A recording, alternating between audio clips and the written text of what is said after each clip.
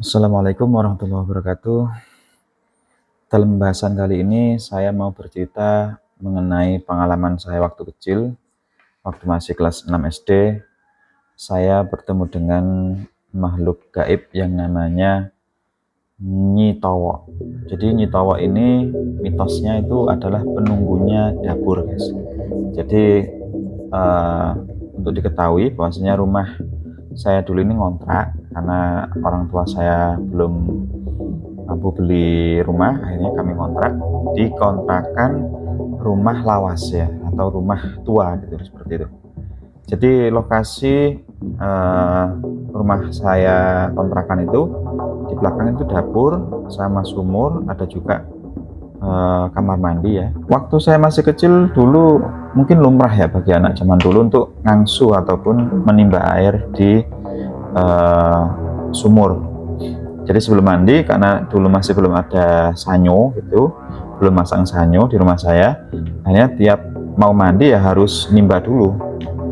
Kebetulan waktu itu saya nimbanya sebelum maghrib, karena habis main sore seperti itu ya, mau nimba air untuk dimasukkan ke dalam bak mandi,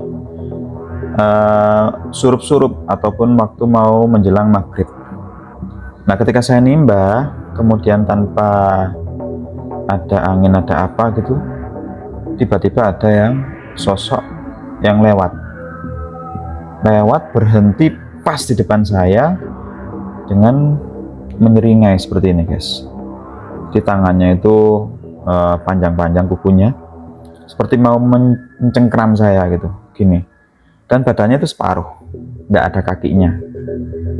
Nah, waktu itu saya kagetnya itu refleks, kaget berani ya, kan ada orang yang kaget berani, ada yang kaget takut, ada yang pingsan, ada yang teriak. Saya waktu itu kagetnya kaget berani. Nah, saya lihat seperti itu, kemudian saya lari ke dapur. Ini makhluknya ini masuk ke dalam kamar mandi. Saya tanpa pikiran panjang itu tiba-tiba kepikiran untuk ngambil pisau ya. Anggap ini pisau.